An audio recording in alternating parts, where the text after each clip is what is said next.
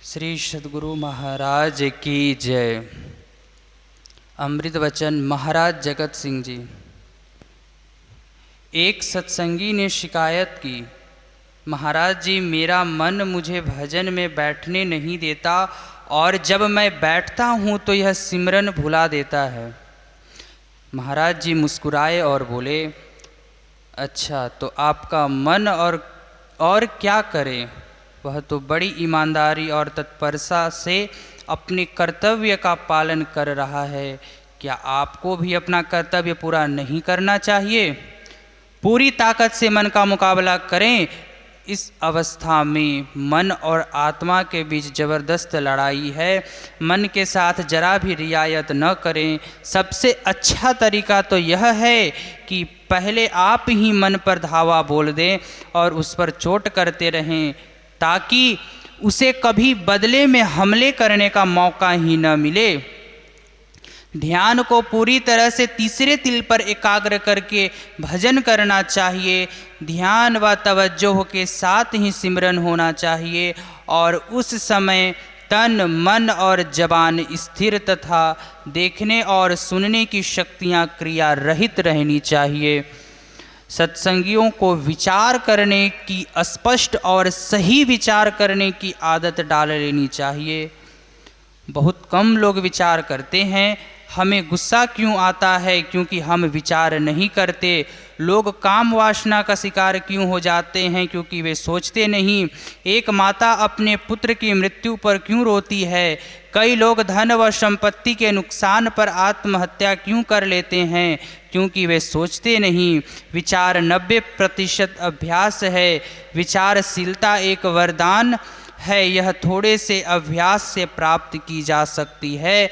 हम अपने बहुत से काम बिना सोचे समझे एकाएक ही कर बैठते हैं। हमेशा शांति पूर्वक विचार करें। अगर आप यह जानते कि क्रोध से आपके जिगर और हृदय को कितना नुकसान होता है तो आप कभी किसी बात पर गुस्सा नहीं करते। किसी डॉक्टर से पूछिए, वह आपको बताएगा कि गुस्से के दौर किस प्रकार हमारे खून में जहर फैलता है। क्या चिंता से आज तक कोई भी समस्या हल हुई है? चिंता उलझे हुए विचारों से उत्पन्न होती है। स्पष्ट व सही विचार की आदत डालें और अपने दुख और कष्ट को हंसकर भुला दें। जब तक मनुष्य हंस सकता है, खुद शैतान भी उसका कुछ नहीं बिगाड़ सकता। क्या हंसने में कोई खर्चा होता है? हंसना उतना ही आसान है जितना कि चिंता करना और चिड़चिड़ाना। केवल शुरू में थोड़ी कोशिश करनी पड़ती है। कुछ समय के बाद तो हंसना एक आदत ही बन जाती है। आपकी चिंता करना यह बतलाता है कि आपको परमात्मा की रहमत और खुद परमात्मा तक में भरोसा नहीं है। मालिक को उसकी मौज के माफिक ही सब कुछ करने दे। उसे अपनी इच्छा पर चलाने की कोशिश न करें। अपने आप को उसकी मौज पर रजा में राजी रखेंगे तो कभी दुख नहीं होंगे। तेज शस्त्र से शरीर पर किया गया घाव तो समय पाकर भर जाता है, पर जबान द्वारा इंसान के दिल पर किया गया जख्म कभी नहीं भरता।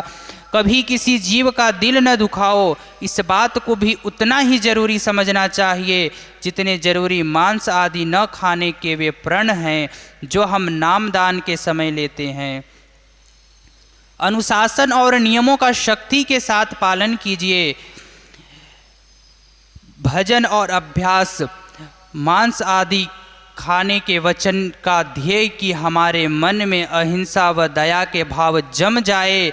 अहिंसा का अर्थ है मन, वचन और कर्म के द्वारा किसी जीव को हानि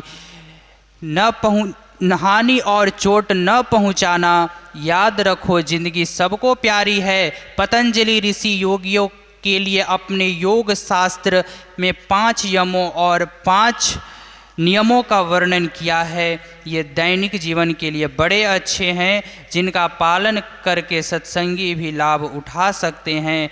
5 यम ये हैं।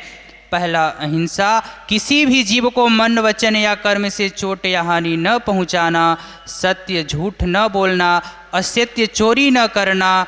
ब्रह्मचर्य, मन, वचन और कर्म से वासना का त्याग करना। अपरिग्रह, संग्रह की भावना का त्याग। श्री सद्गुरु महाराज की।